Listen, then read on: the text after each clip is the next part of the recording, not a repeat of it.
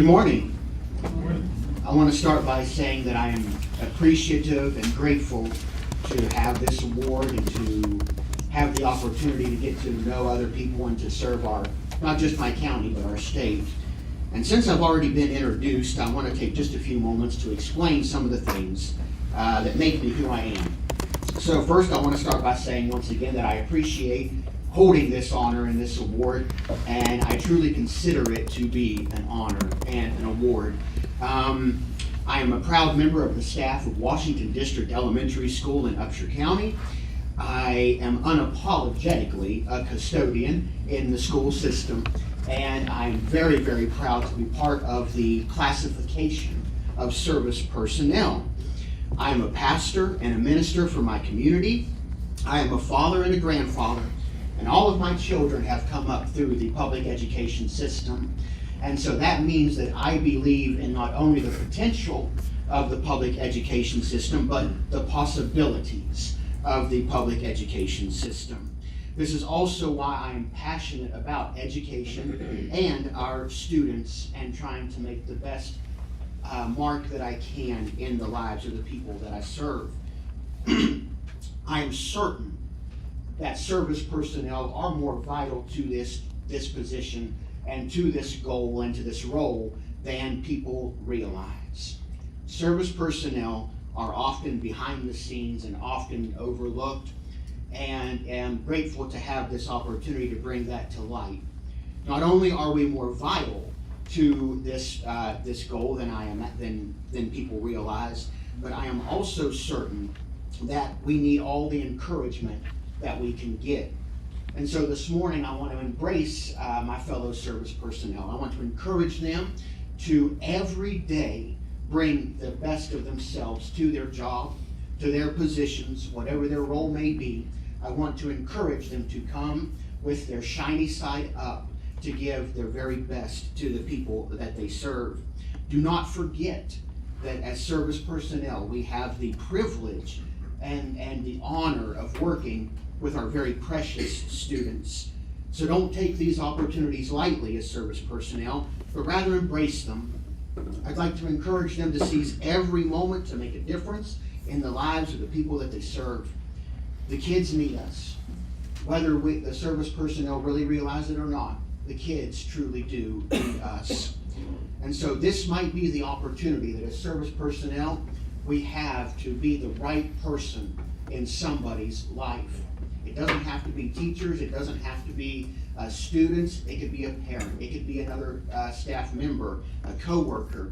But as service personnel, we have the chance, the opportunity to truly be that one person that somebody might need in their day.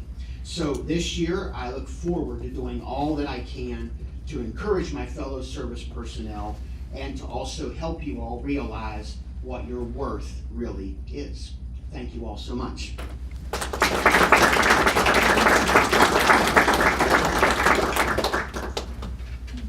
Thank you, Brandon. We look forward to Brandon's tenure this year as our Service Personnel of the Year. The West Virginia Teacher of the Year program honors educators whose excellence, dedication, and innovation elevate the teaching profession. By recognizing teachers who bring distinction to their classrooms and communities, the program connects them with a statewide and national network of inspirational educators, while energizing students, strengthening respect for learning, and revitalizing the profession across West Virginia. West Virginia is proud to be home to one of the nation's longest running and most respected Teacher of the Year programs. This prestigious initiative, led nationally by the Council of Chief State School Officers, underscores the importance of outstanding teaching and meaningful teacher recognition. Through county nominations supported by superintendents, the program celebrates educators who continue to make a powerful impact in the classroom and beyond. It is now my honor to introduce an educator who exemplifies the very best of this mission. Please join me in welcoming Tiffany Barnes, the 2026 West Virginia Teacher of the Year, whose passion for students and commitment to excellence continue to inspire colleagues and communities across our state. Tiffany, we invite you to share a few words.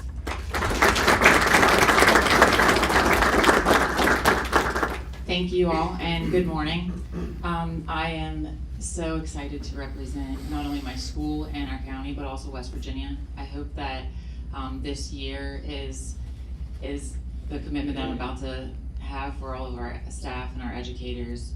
It's going to be a good year, but special education is my heart and soul, and it's something that doesn't get highlighted enough. So I want to take a moment and take this year to highlight all the special educators, work on inclusion, and the rest of our staff and the teachers. I'm going to make it my personal agenda to represent West Virginia, to make a huge impact on the other teachers, and then highlight those that do make an impact on the rest of the school.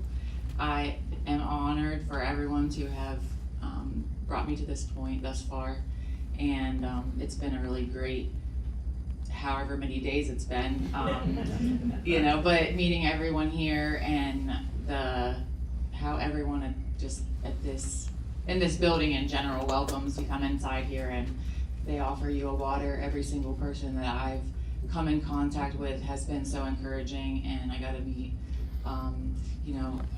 the Toyota situation. I'm going to have a car, and I'm just thinking like, wow, this is incredible, and I don't really feel worthy.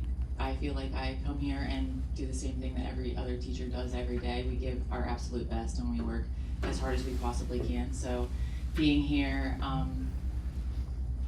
it's quite the honor, and I appreciate all of you for trusting me for this, and I hope to do the best to represent West Virginia, and I thank you all very much.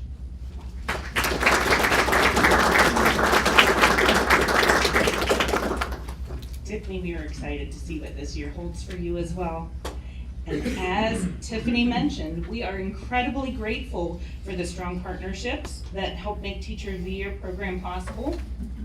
One of our longest standing and valued partners is Toyota West Virginia, whose commitment to education includes generously providing the use of a vehicle for the Teacher of the Year throughout their year of service. This support is a meaningful demonstration of Toyota's investment in our educators and our state. It is my pleasure to introduce David Rozier, President of Toyota West Virginia and Group Vice President of Region 5 for Toyota North America. That's a mouthful. Under his leadership, Toyota West Virginia plays a vital role in advanced manufacturing while continuing to be a dedicated community and education partner. Please join me in welcoming David Rozier.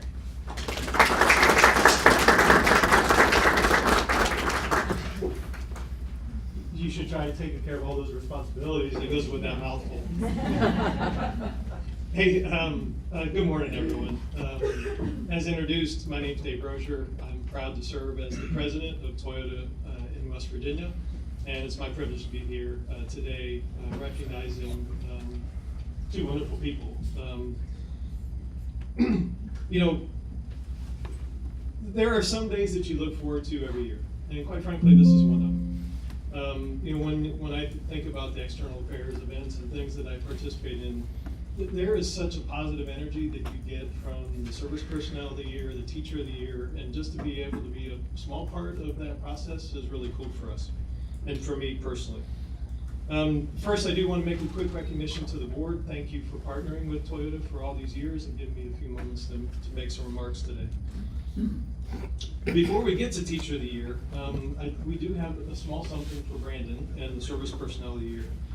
It's even as Brandon talked about, it's really important that not only do you have good teachers, but you've got to create the right environment for students to be able to be successful.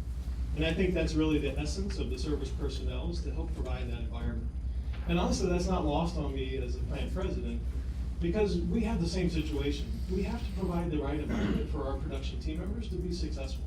And if we don't create that environment, they're going to struggle in trying to perform their work. And so I get it, and that's why we appreciate what you do. It's not much. I don't have a set of keys to be able to give you. Sorry, I can't give cars to everybody. But we do have a small gift just to recognize your work. Okay, so next, I want to turn my attention to Tiffany and the Teacher of the Year. And again, Toyota's been part of this partnership now for over 20 years. And we really do believe that education is critical to building strong communities and for building a strong workforce that we have at our plant. And it's really part of the success that we've had. Actually, we celebrate 30 years this year, and so this partnership and the work we've done with education in the state is really important to us. Now, personally, when I think about why education is so important, and I promise I won't be long. But first I want to speak to it professionally. One of the things I've been most proud of in my work that I've been since I've been president of West Virginia, Toyota West Virginia, is our 4T program. Now it is a 2-year internship program. We partner with Kanawha, Putnam, and Mason counties. Students go to school part-time, but they also come to the plant and they learn advanced manufacturing skills with the idea that when they finish the program, they're eligible to be hired as full-time team members at Toyota and really have a career in advanced manufacturing. And it really is a cool program. As the seniors enter their final semester, we have them do a capstone presentation. And actually, we just wrapped those up yesterday. And to listen to those students and how they talk about their future now that they've been through that program and what they see is available to them, man, it is so inspiring. And so that's a result of education and the work that we do with Education Alliance to bring industry and education together. So it's really important. Now, personally, also, I've never taught in the school systems. But my wife, for many years, was a substitute teacher in elementary school and also a longtime varsity volleyball coach, quite successful. So you can imagine the dinner table conversations that we would have as she, even as a substitute, you could see her passion and what she invested in those kids and really how she tried to, give back to her students. So it was really important to us, and so education carries a special place for me. And then Tiffany, especially for you, God gifted me with a special needs child. And so I understand what it's like to raise one. I can't imagine choosing that as a profession and trying to help as many as I'm sure you've helped over the years. So you guys are angels, because I understand what that means, and so it really is important. The other thing that I'm always really proud of, or I think is really neat about this program, is the element of community service that you embed in the criteria. And as I read your bios and I looked at the work both of you do, but Tiffany, the way you give back to the community and your involvement, it's really cool. So it's really kind of a demonstration of that service of others that you demonstrate, and that's probably why you're here today. And then I'd be remiss if I didn't also acknowledge and thank you for your service to our country. Thank you. So wrapping up, here's the cool thing. Your job is just beginning. As you mentioned, part of that obligation is spending time sharing your message across the state. And so that's one of the reasons why Toyota wanted to partner as part of this program, because we want to provide you to make sure you have safe, reliable, dependable transportation to help you to fulfill your commitment to Teacher of the Year. And so we're so proud of that. And then I'd have to look up the VIN, but I'm positive that there's probably the engine in your vehicle was made in West Virginia, and the transmission may have been made in West Virginia.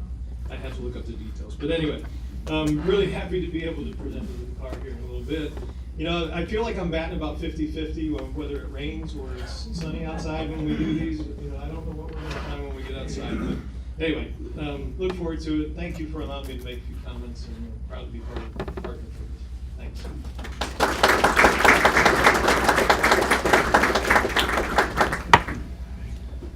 Thank you, President Rozier, and I feel like we're more closer to 100% if we're giving away a car, it's gonna rain. So, I would like to ask the board that if we could take a brief break, we would like to invite you and the West Virginia Department of Ed leadership to join us in the Capitol courtyard, where we will take photos of Tiffany and the vehicle generously provided by Toyota West Virginia.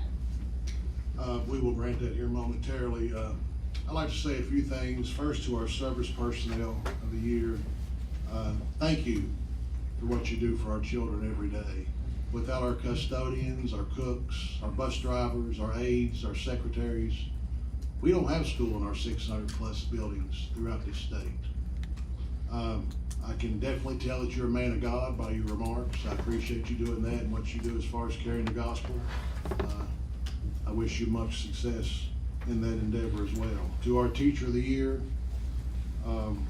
special needs teachers are special people. My sister-in-law retired recently from Logan County Schools. She was a special ed evaluator for a number of years. The general public has no idea the challenges and opportunities that our special needs teachers have every day in our classrooms. It takes a special person to love special children that have special needs. And thank you for what you do every day.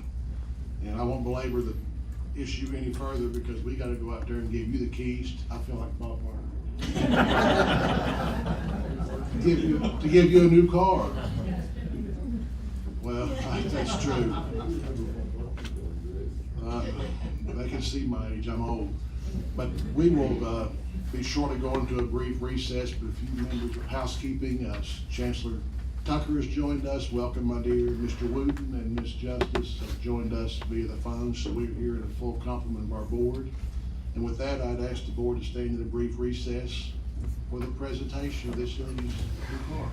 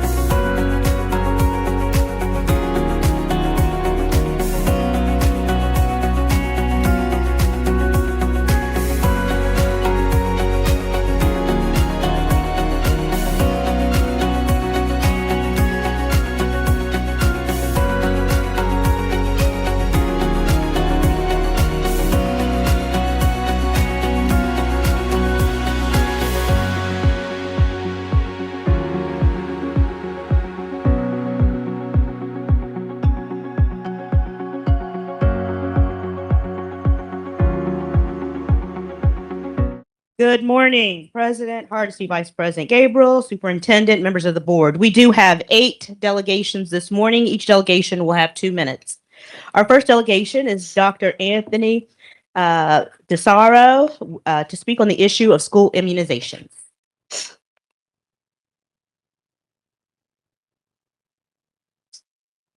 Good morning. My name is Anthony DeSaro, and for the past 27 years, I've established acute care medicine facilities in the Charleston area and in the West Virginia area specifically.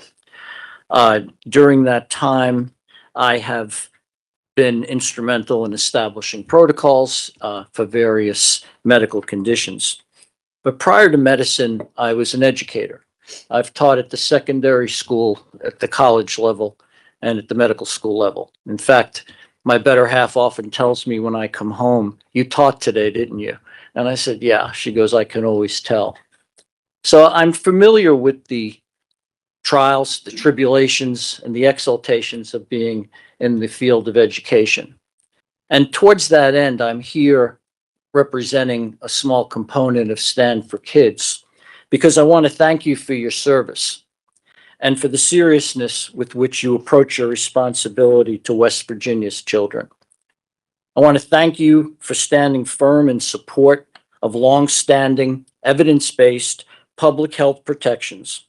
Childhood immunization policy should be guided by medical science, child safety, and the best interests of schools and communities, not political pressure. I respect the role of families in healthcare decisions. They were always vital in any decisions I made in the intensive care unit or any other aspect of the hospital space. But I also believe that the state has a duty to protect children, safeguard classrooms, and prevent avoidable outbreaks of serious disease. Your decision reflects that responsibility, and I appreciate your leadership and restraint during a difficult and highly charged moment. Because as educators, our prime directive is the welfare of our students. So again, I want to thank you for your efforts on this behalf in this pretty charged area. Thank you. Thank you. Our next delegation is Rebecca Bailey. Her organization is Stand for Kids and speak about vaccination laws.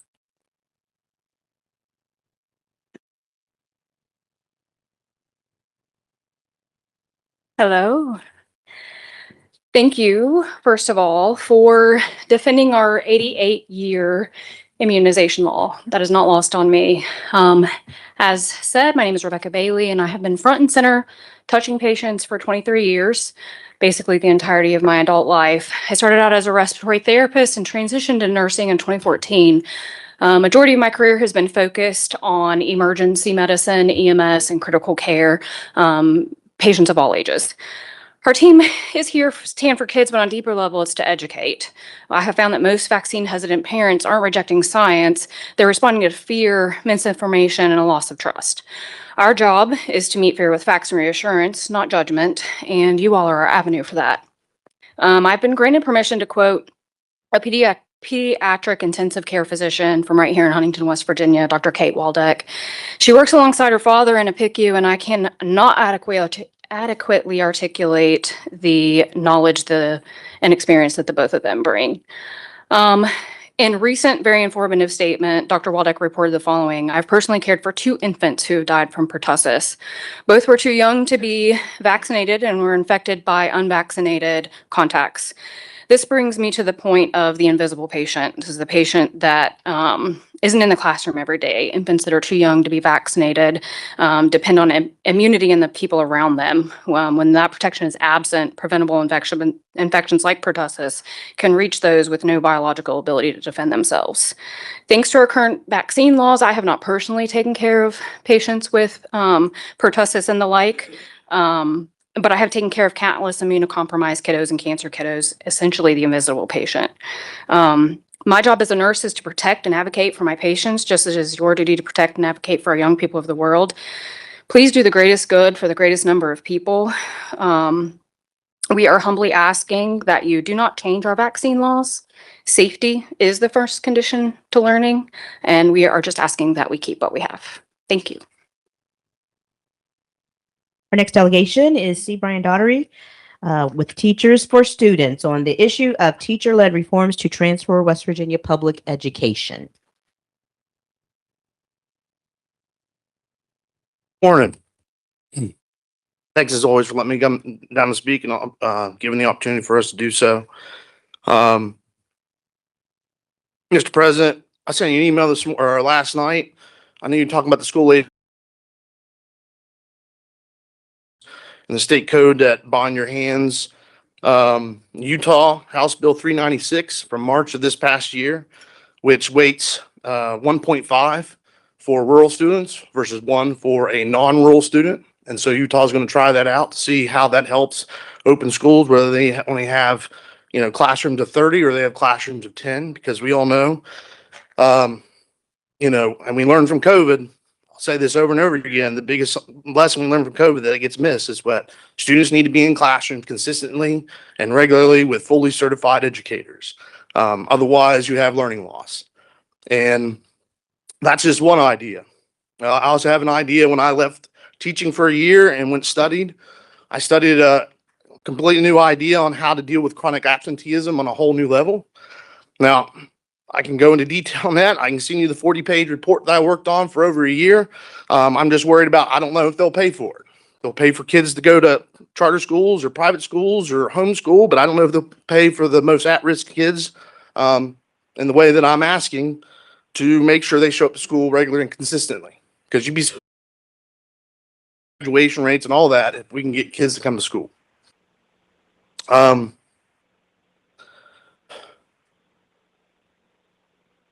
I just feel like teachers should be empowered, not only in their classrooms, and they should be given time to do so.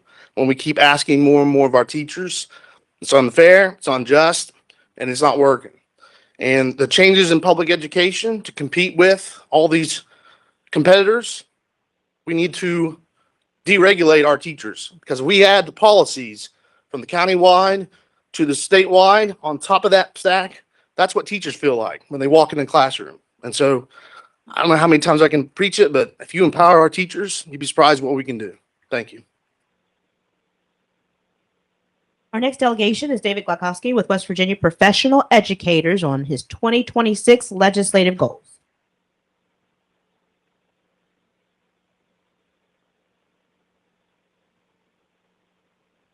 Good morning.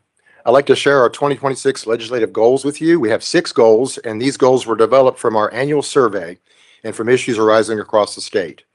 First goal, reconfigure the school aid formula to enable equal and adequate funding for all public schools.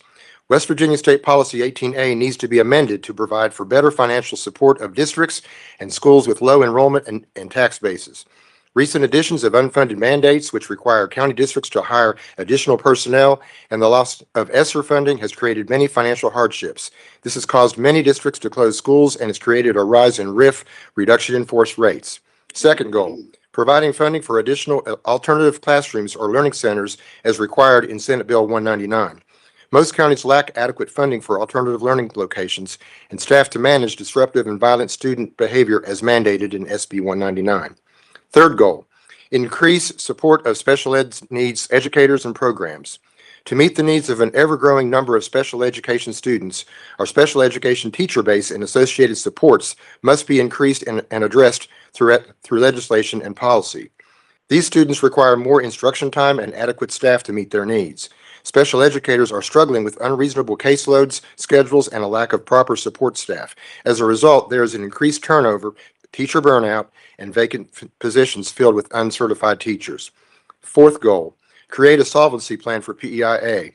With PEIA participants having a 14% premium increase last year and a proposed 3% increase in 2027, a better plan is required to solve the PEIA funding problem to more efficiently keep costs affordable for both policyholders and medical facilities. Goal number 5, provide sick leave incentives for educators hired since July 2015. With the opportunity to use accumulated leave days for years of service or insurance premiums upon retirement, educator attendance will improve and the issue of substitute shortages can be decreased. We've got one more goal real quick, increased educator pay. Teacher salaries and incentives should be increased in order to recruit, retain, and attract new educators to the field and to be competitive to salaries offered in school systems of neighboring states. Thank you for letting me share these goals. Our next delegation is Susan Parsons on the issue of truth.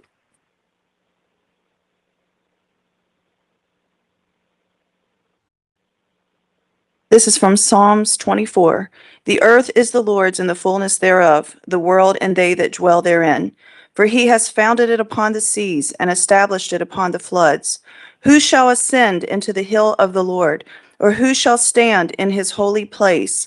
He that has clean hands and a pure heart, who has not lifted up his soul unto vanity, nor sworn deceitfully. He shall receive the blessing from the Lord and righteousness from the God of his salvation. This is the generation of them that seek him, that seek thy face, O Jacob, Selah. Lift up your heads, O you gates, and be ye lifted up, you everlasting doors, and the King of glory shall come in. Who is this King of glory? The Lord strong and mighty, the Lord mighty in battle. Lift up your heads, O you gates, even lift them up, you everlasting doors, and the King of glory shall come in. Who is this King of glory? The Lord of hosts. He is the King of glory, Selah. Matthew 11:25. At that time, Jesus answered and said, I thank thee, O Father, Lord of heaven and earth, because thou hast hid these things from the wise and prudent, and hast revealed them unto babes. Even so, Father, for so it seemed good in thy sight, all things are delivered unto me of my Father, and no man knoweth the Son but the Father, neither knoweth any man the Father, save the Son, and he to whomsoever the Son will reveal him. Come unto me, all you that labor and are heavy laden, and I will give you rest. Take my yoke upon you, and learn of me, for I am meek and lowly in heart, and you shall find rest unto your souls, for my yoke is easy and my burden is light. And I just wanted to say thank you to Miss Jasper. She was my daughter's third grade teacher.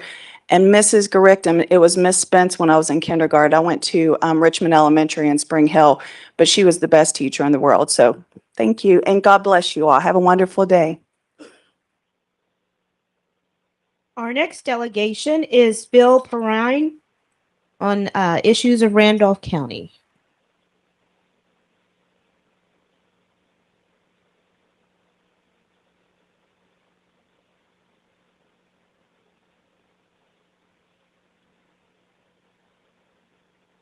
It's hard adjusting to these 2-minute time frames. Morning, board members and Superintendent Blatt. My name is Phil Perrine.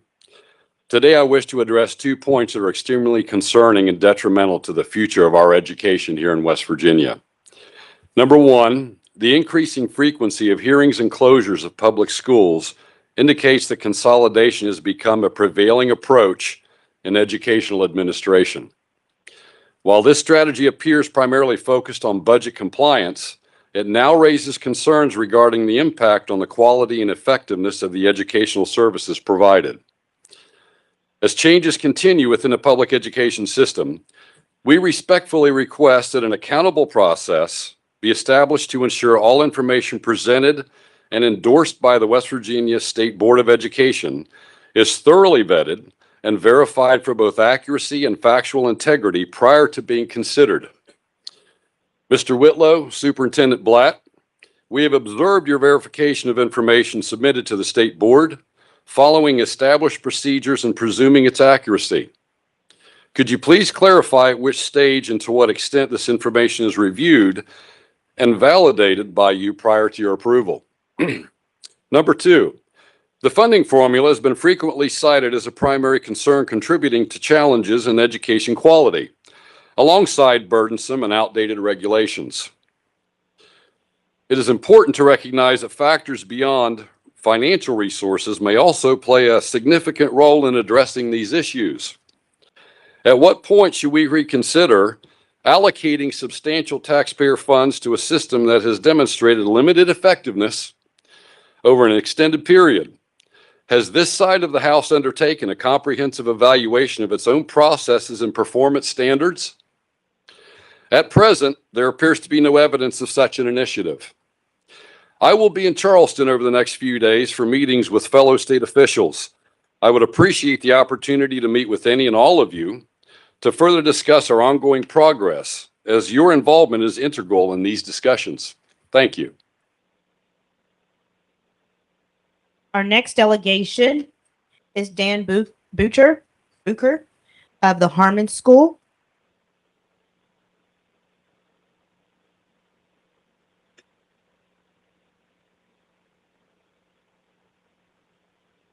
Good morning. My name is Dan Bucher, and thank you for the opportunity to make a few comments. I'm here on behalf of Harmon School. You may suggest its closure is a done deal. We have reason to believe otherwise. We will continue to make our case for Harmon School, though it may be not be. You were presented with information by Michael Whitlow and Michelle Blatt on which to base your decision to close Harmon School. We urged you to examine and verify the information. You elected to ignore us and the statements we provided, which contradicted the information presented by your staff. You've been advised that the impact statement prepared by Randolph County School Administration contained inaccuracies and critical omissions. We outlined those issues, which were initially acknowledged by the Randolph County Board of Education. However, after a period of verified intimidation and coercion by representatives of this department, the Randolph County Board reversed its decision and voted to close Harmon School. I will mention but one of the glaring omissions in the impact statement. Numerous children who we have identified were not included on the bus routes in the Harmon community in order to lower travel times. We seek accountability at both the local and state level. We will work tenaciously to expose the truth. Faulty or omitted information doesn't relieve you of the responsibility of a bad decision. The appeal process, which we have initiated, is a first step in providing opportunities for the community to directly challenge local and state board officials with the facts. President Hardesty, in December, you lamented the growth of charter schools and Hope Scholarship Program. It doesn't take a rocket scientist to see that the decision of this board are driving parents to those options. Thank you. Next delegation is Jerry Salerno with Stand for Kids on vaccines.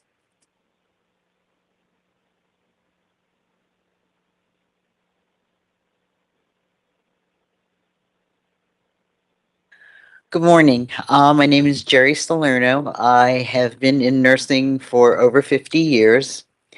One of my first memories as a nursing student was being taken to the basement of the hospital on our first day of clinical and being shown an iron lung. You want to talk about scary for a 18-year-old? It worked with reverse pressure. It would put pressure on the patient's lungs so they would take an intake and then release it so they would breathe. And millions of children and adults with polio had to live in these iron lungs forever. We've come a long way since the iron lung with the advent of ventilators, but the fact that we had almost eradicated polio, and now it is very likely that the increase. And I also would like to also go, so that was the number one. Number two is Rebecca had spoken about the invisible child. My last 20 years, I worked for the state of West Virginia with children with special health care needs. And these are our children with physical, mental, and emotional disabilities. These are probably our most vulnerable children. Children who, especially with health problems, who cannot be immunized, who need to have that ripple effect that immunization will give you. I'd like to give those children.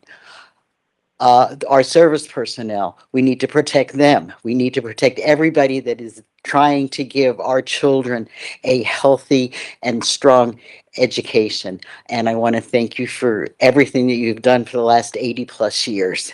Thank you. Final delegation is Dale Lee with Education West Virginia. His topic is Imagine.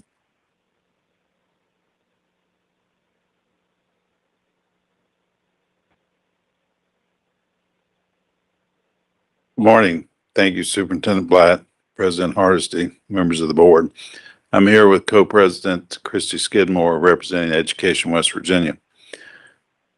The next 60 days are going to be fun, he says with a straight face, because over there, everyone is going to have an opinion and an idea of what needs to happen for public education. I said, imagine. Imagine if we went to the true experts, the educators, and asked them what they needed in public education. Imagine if we asked the healthcare specialists, the true experts in that, what we needed to do with our vaccine policies. Imagine if our elected officials listened to their constituents. That would be a great world, wouldn't it? We had our teacher of the year say she didn't feel worthy.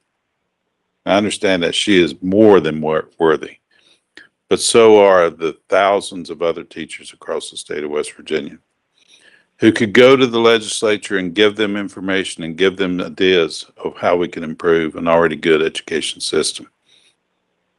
I heard yesterday about the increases we're making in our K through 3 scores.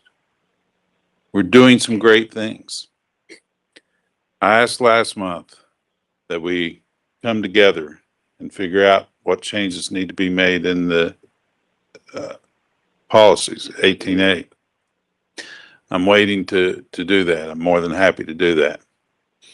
So I'm going to close with a couple of seconds to spare with the quote from Imagine.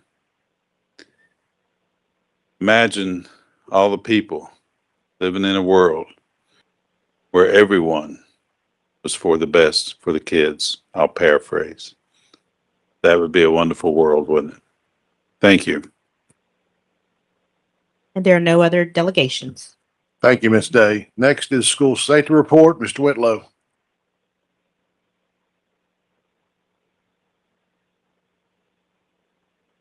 Good morning, President Hardesty, Superintendent Blatt, members of the board. A couple of things with school safety. One is mapping. An update on mapping. We're up to 34 counties and $1.78 million that is on its way to the counties. So that's well on its way for the September 1st deadline. We'll send out some reminders to catch the last few on that. Next thing is just kind of give you an update of kind of the trainings that are happening across the state. First, to highlight, just before Christmas, Mason County provided a great training and invited about 15 counties, and there's over 200 people there, from admin to law enforcement to teachers. It was really a good training on the I Love You Guys Foundation, which is kind of an overarching safety training that many counties are using. So a big thank you to them, and other counties just kind of working to collaborate to provide training, not just to their staff, but anybody that's able to come. So thank you to their safety director, Dana Chapman, and Superintendent Farmer for that help. Next thing, just to highlight what our school safety unit is doing in the way of training. Last year, they trained 37 school security officers, which is that new initiative that came from last year's legislation. And then they have multiple trainings this year to either provide initial training or recertification for those folks. Several trainings on behavioral health assessment classes in conjunction with the Fusion Center. And then this summer, some crime prevention through environmental design classes. They also have some tactical medical classes in planning with the Federal Law Enforcement Training Center. And then multiple active shooter trainings in coordination with the FBI. So as always, training is important, and continual training where you continually emphasize the importance of it and you don't relax on it or think it's not important. And then continue to be building capacity where you always have people that have that knowledge base to share with their schools. So any questions? Questions of Mr. Whitlow? Hearing none. Thank you very much. Next is Department of Education report. Superintendent Blatt. Thank you, President Hardesty. I just want to share a little bit of information on kind of some reorganization and introduce a couple of individuals to you. One of the things that we've been looking at, as Del Lee mentioned, we've had some success with the Third Grade Success Act. And I think a lot of that is, is the credit to our state board as well as the legislation that passed. President Hardesty had made it a priority in his first term as president that we get back to the basics and really start looking at how we're doing things. From the success of that work and thinking about how we want to do things, along with, as our counties have taken cuts financially, we have here as well and have reduced staff. And so we are always trying to reevaluate and look at the way that we can do things more efficiently with fewer people and make sure that we're meeting the needs that we need to do for the state and for our counties.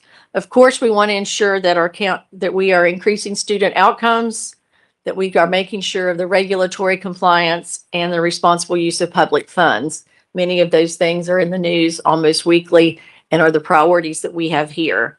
One of the priorities that we've put in place as we started thinking about some reorganization with some retirements and various people leaving is ensuring that we are working not in silos in the department, but that we are working across the department and supporting our districts and schools that are in the greatest need. So we have several different initiatives or work going on with different groups of schools because we know that we've got to get the individuals that we have supporting our counties into the classrooms and into the schools if we're going to continue to see those gains. But one of the priorities that we've put in place is we need to be able to have an accountability office that has oversight and is able to take care of issues that arise in all 55 of our counties.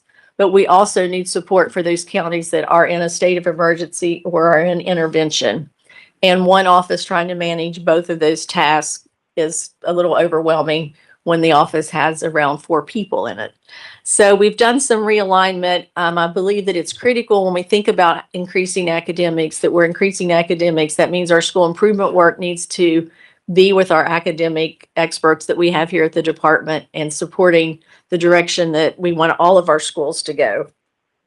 So we have our accountability office, which our board is familiar with, Alexandra Kreiner that leads that office and provides the reports, and she will continue working with all 55 of our counties and looking through ways that we can ensure that all counties are meeting those compliance things.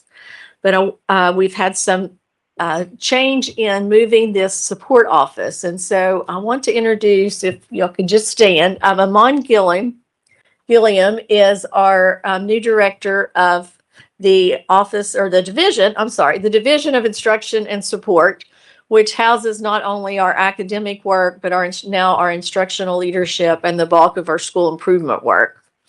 And then we have Jessica Austin, who is going to lead our Office of Instructional Leadership, which will be the office that provides that ongoing support and monitoring of our counties that are already in a state of emergency or intervention. And so I think this brings a lot more resources to the table. You know, we've realigned and prioritized the needs that we see and that we have, and ensuring that all of our offices here and our individuals understand that accountability and school improvement is the goal of the Department of Ed. And so I just wanted to highlight that for our board and for the public, and we will continue to analyze and look to see what works best as we continue down this path. Any questions of Superintendent Blatt from the board? Thank you, Superintendent. Next is the consent agenda. Is there a motion to approve the consent agenda? So moved. Been moved by Ms. White. Second by Dr. Stansberry. All in favor will signify by saying aye. Aye. Motion carries. Next, under new business, Boone County School update. Ms. Kreiner.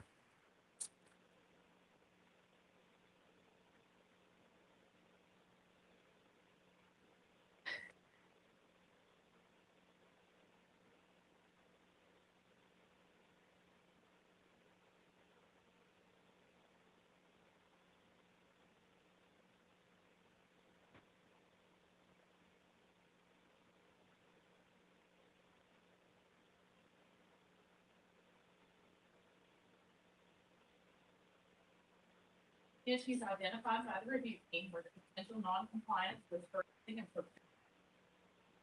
County Board of Education member practices and the leadership, salary structure, and division of duties within the central office.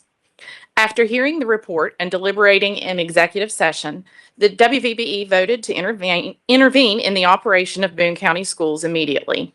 The motion offered directed current and future Boone County superintendents to provide progress reports to the WVBE as requested. Superintendent Alan Sexton will provide the WVBE with a 6-month update on the status of the intervention. Also present is Deirdre Klein, who has been serving Boone County Schools in a support role as well.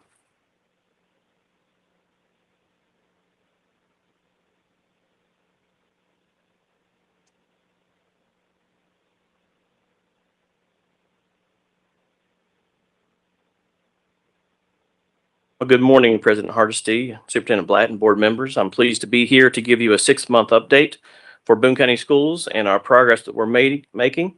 I want to begin with thanking you for the opportunity to have this great responsibility for leading Boone County in meaningful change.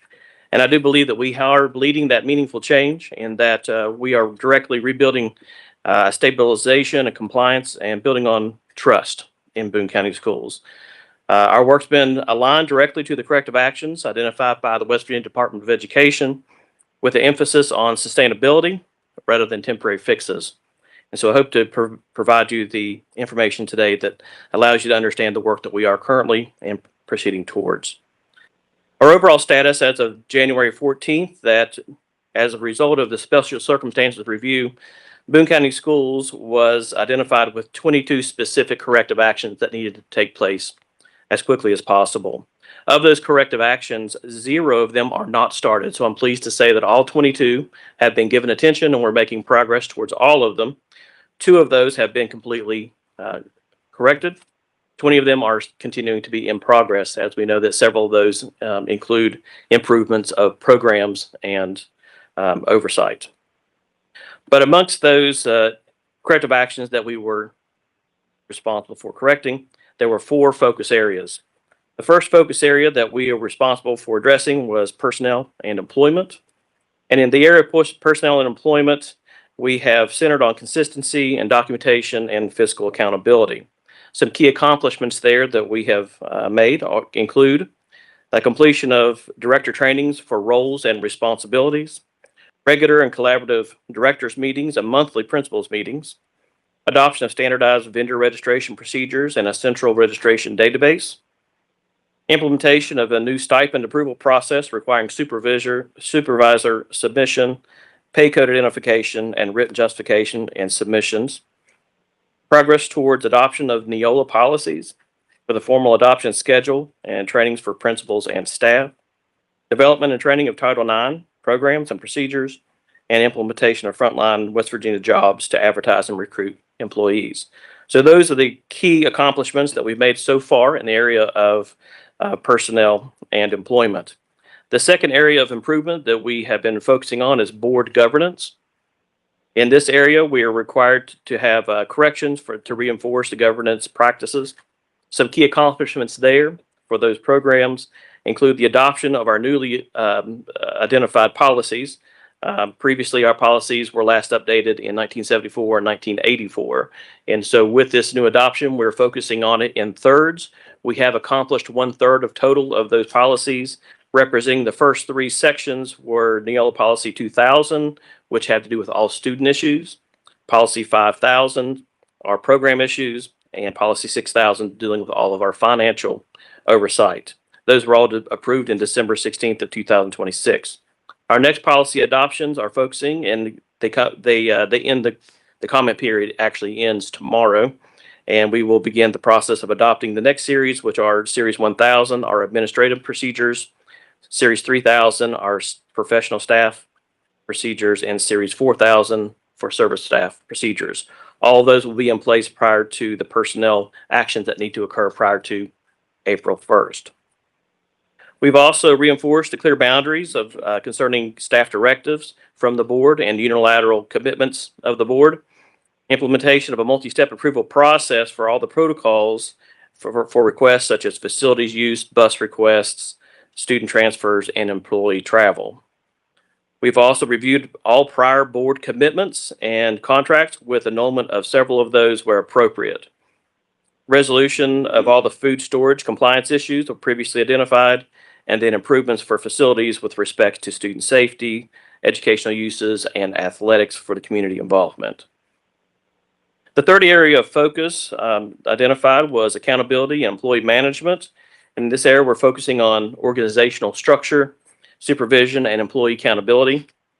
Key accomplishments here include central office reorganization for more effective and efficient operations, continuous front desk coverage, meeting community and student needs, the hiring of a human resources director, initiation of investigations training, streamlining of employee leave reporting processes, elimination of the informal dock days that were available to staff, delivery of confidentiality training to all employees, initiation of employee evaluation processes for all employees, equalization of director pay, and publication of extra duty pay rates.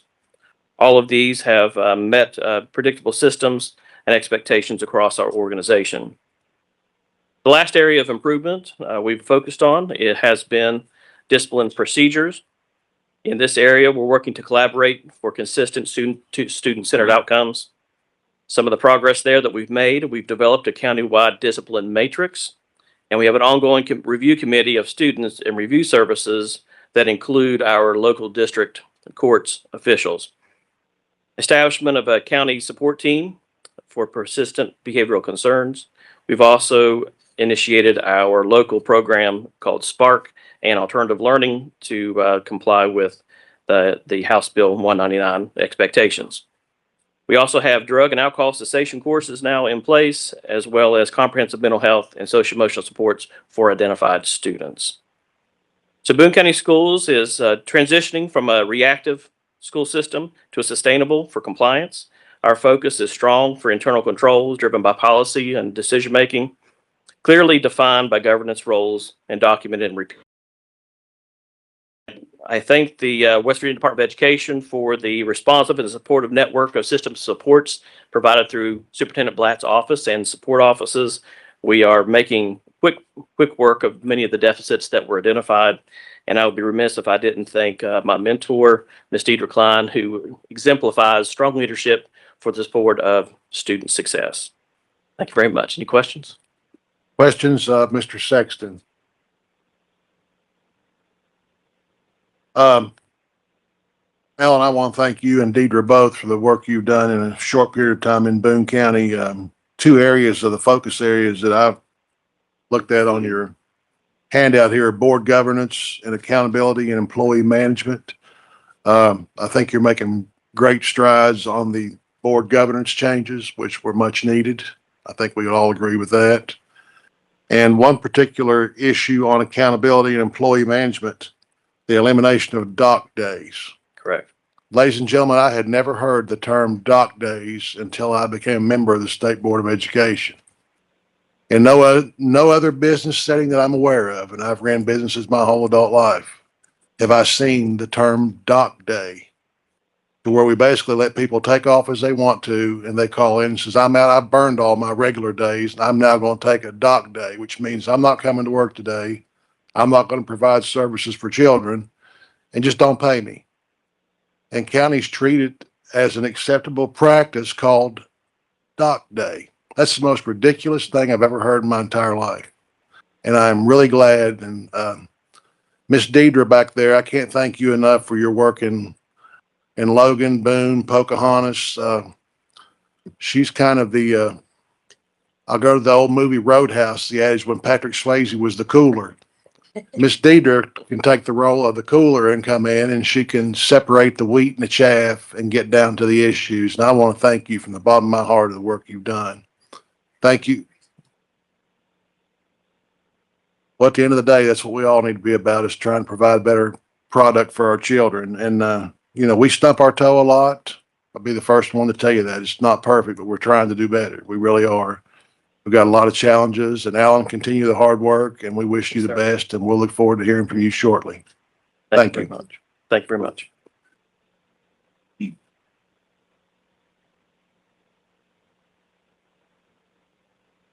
Next on our agenda is Randolph County School update. Ms. Kreiner. Thank you. As a result of a report of operational challenges in Randolph County Schools presented at the June 2025 meeting, this board declared a state of emergency in Randolph County Schools.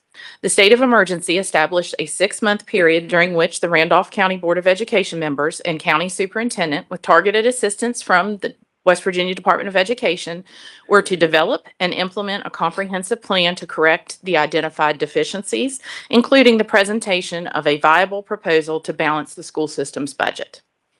Superintendent Sean Dilley will present a 6-month update. At the conclusion of the update, it will be necessary for the board to take action with regard to the state of emergency status. This may include lifting the state of emergency entirely, extending the state of emergency for an additional 6 months, or immediate intervention into the operation of Randolph County Schools.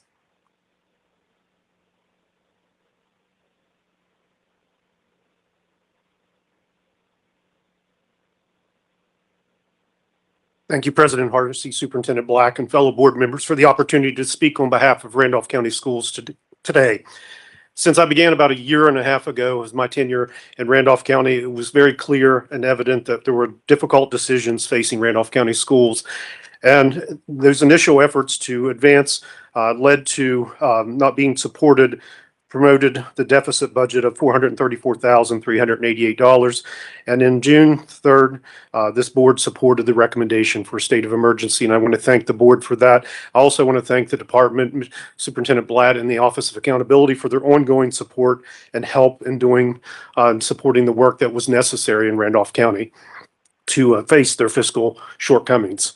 So since then, we've held over 10 sessions to address realignment and reorganization as far as mergers and consolidations. And on October 8th, the board supported the closure of Harmon and North Elementaries. On October 21st, due to a lot of background work by our administrative team, both at the school level and at the central office level, as well as a lot of sacrifice, we did balance the FY26 budget, and we want to thank those folks, but they did get used to hearing no quite often. And so a no is going to continue to unfortunately be part of our equation. As we move forward, we also promoted the closure of 2 additional schools that were not advanced at this time. On November 4th, we have also begun the discussions of bond and levy discussions and talking about how we can support at the local level to address our ongoing concerns. We want to thank the state board for the support on December 10th for the approval of the closures of North Elementary and Harmon to address our ongoing fiscal shortcomings. We also recognize that we are not out of the woods yet. We have made the board aware that basically in January that we are setting 61.47 positions over formula, and that we will be needing to do quite a bit of work. We recognize that the existing closures and mergers that were supported were 20 to 25 positions, will help address those, but we still have roughly about a $2.2 million challenge ahead of us, recognizing that personnel season is going to be a necessary advocate moving forward. And we want to make sure that we continue our work with the Department of Education to ensure that long-term stability, but we recognize the loss of students continues to outpace anything that it's going to require a lot of reorganization and reconfiguration of our schools moving forward. Any questions of the Randolph Superintendent? Hearing none, is there a motion to extend the state of emergency for 6 months for Randolph County? It's been moved by Mr. Dunleavy, I'll second. second by Ms. White. All in favor will signify by saying aye. All opposed? Motion carries. Thank you very much. Next is Rome County Schools update. Ms. Kreiner. Getting my steps in today. At the July 9th, 2025 West Virginia Board of Education meeting, the State Superintendent of Schools recommended that a state of emergency be declared in Roane County Schools due to non-compliance with West Virginia Code 118-26. Declining enrollment, failure to approve a consolidation plan, lack of personnel action, and other operational decisions led to a significant budget deficit for fiscal year 2026. Superintendent Michelle Stellato will provide a 6-month update on the progress Roane County has made in addressing the identified deficiencies. At the conclusion of her update, it will be necessary for the board to take action with regard to the state of emergency status in Roane County schools as well. And with that, I'll turn it over to Superintendent Stellato.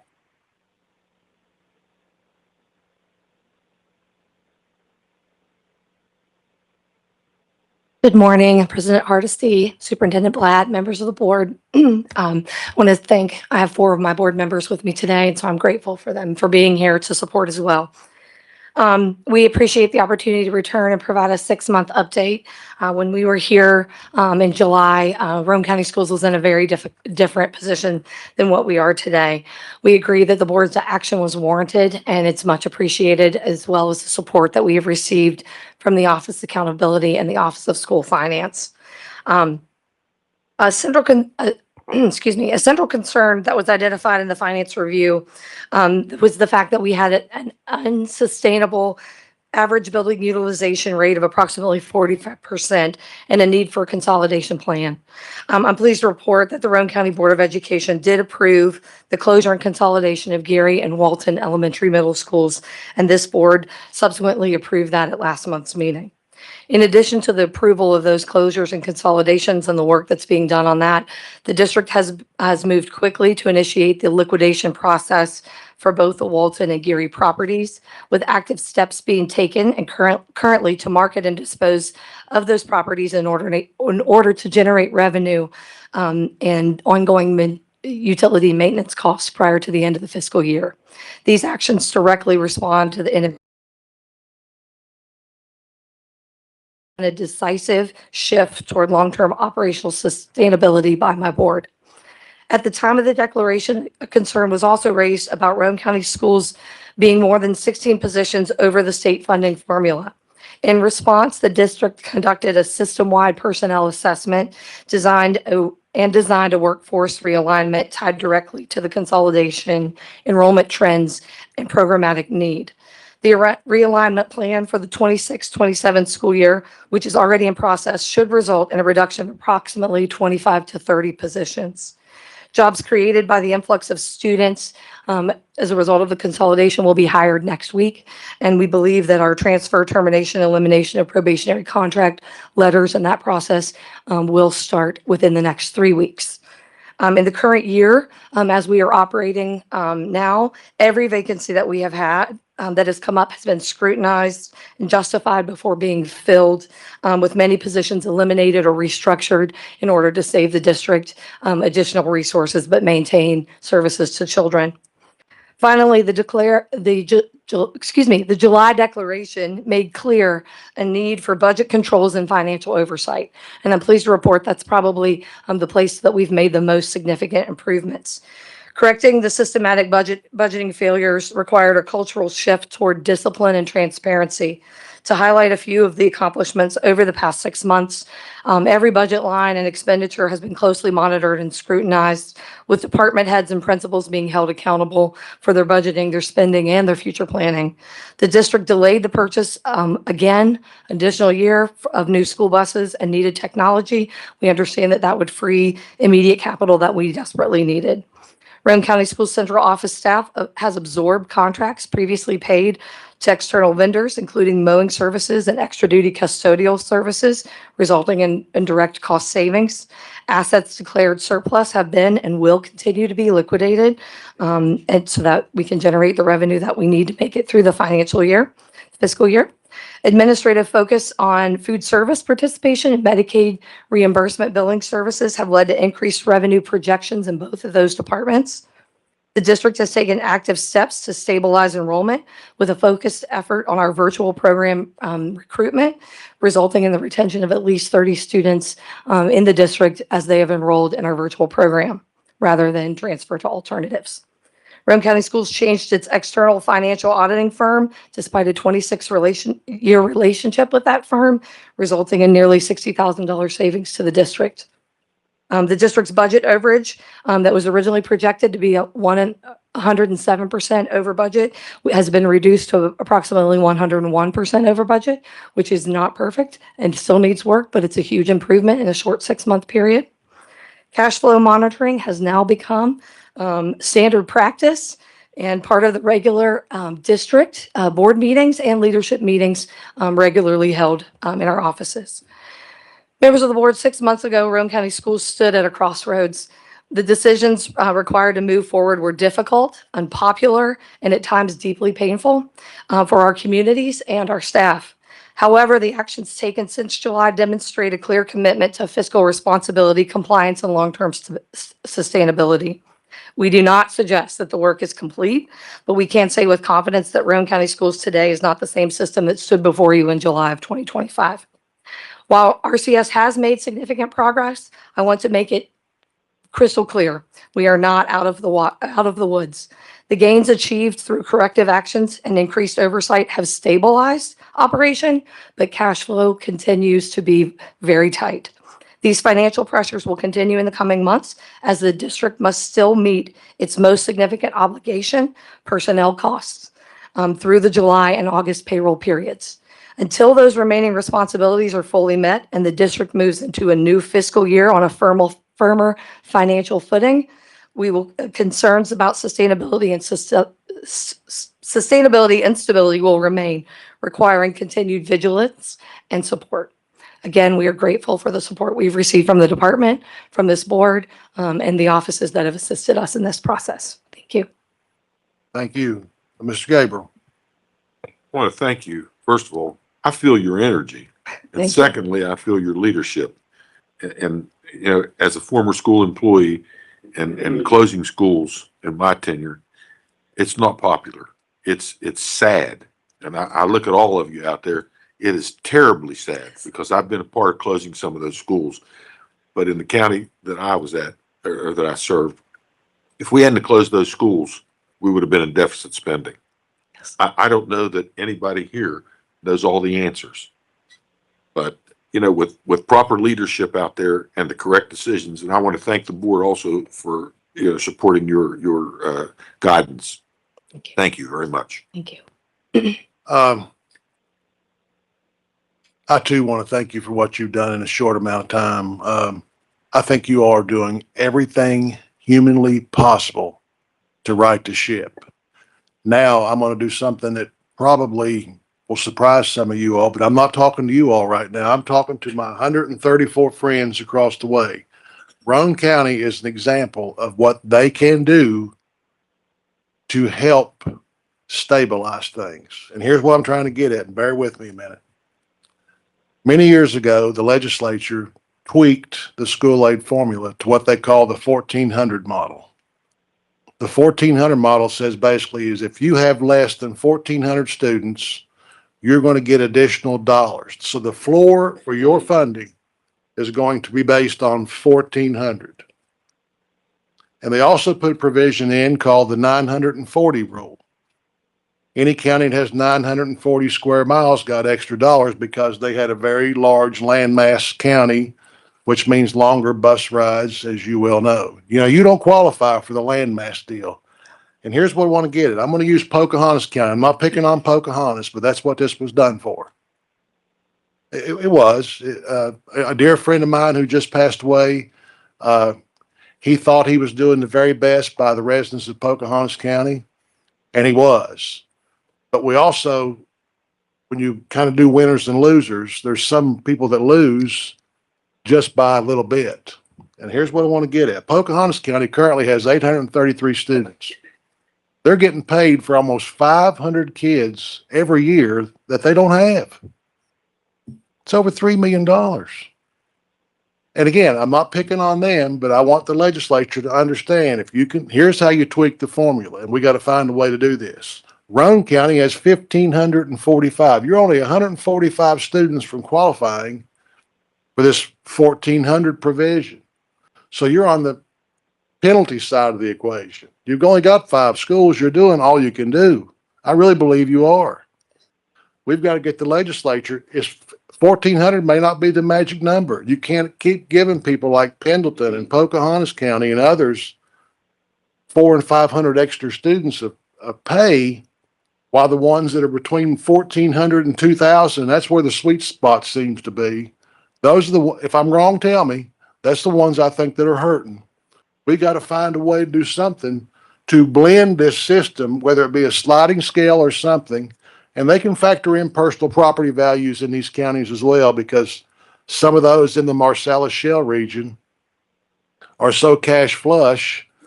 You know, we got the haves and the have-nots. So we got to tweak this formula to where it works for all of West Virginia, not just a select few. We only got 12 counties that are qualified under this 1,400 threshold.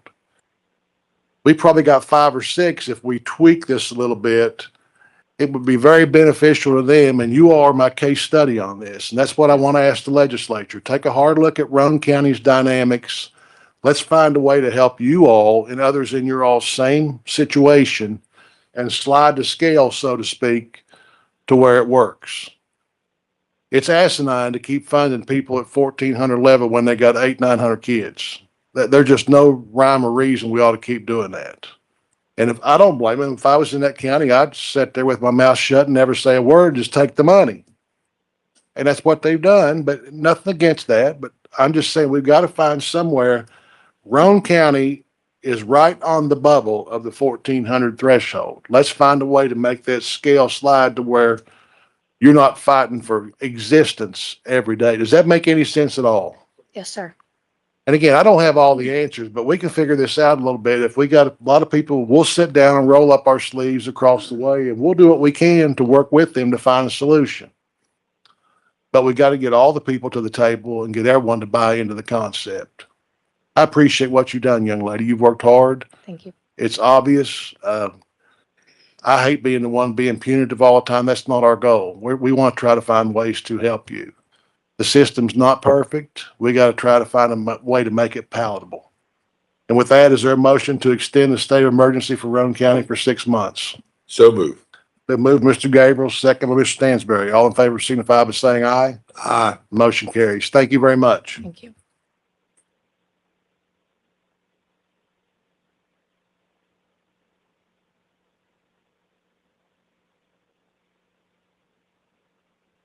Ladies and gentlemen, we will not be going into executive session today, so y'all have to sit there and listen to elevator music.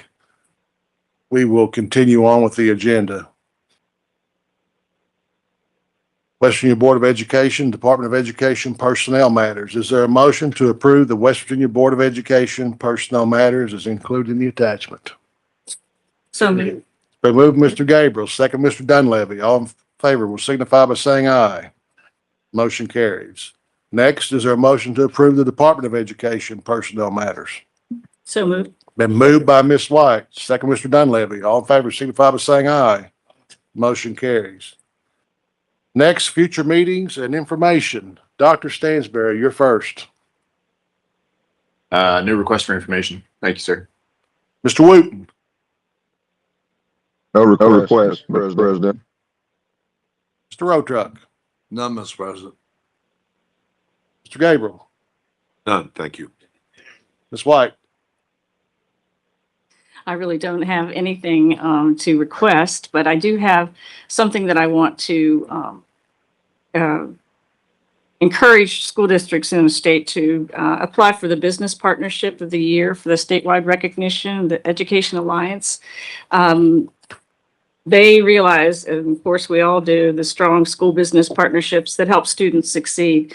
And last week, the Education Alliance, in partnership with Hope Gas, launched the second annual Hope for the Future School Business Partnership of the Year Award. The state winner actually receives a $25,000 prize package.